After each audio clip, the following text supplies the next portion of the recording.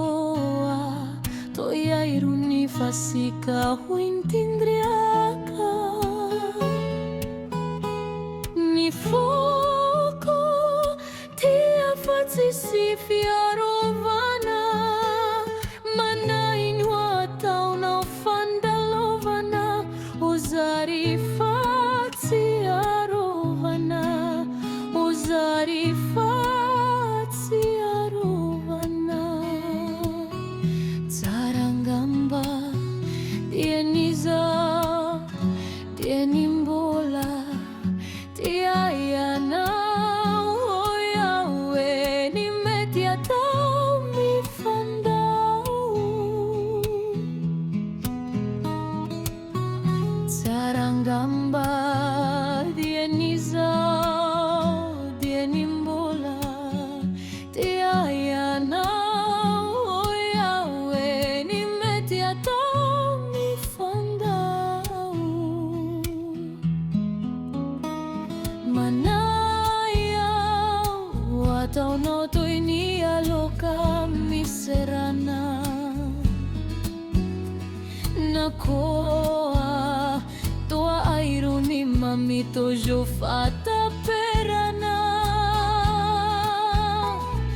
yana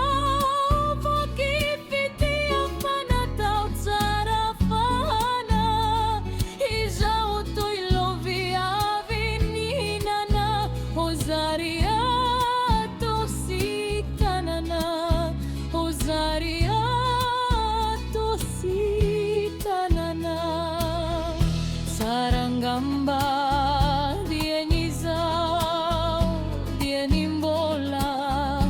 tiayana oyawe nimetiatau mifandau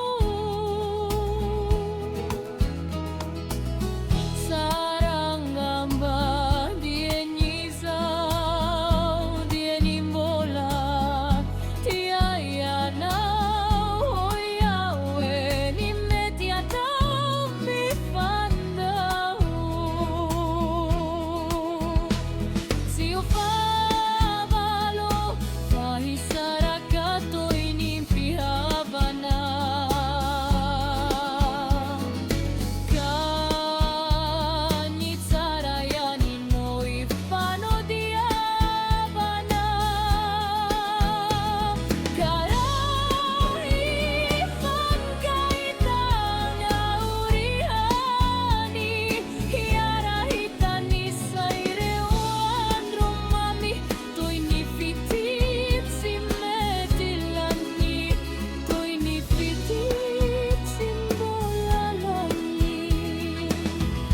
Zarangamba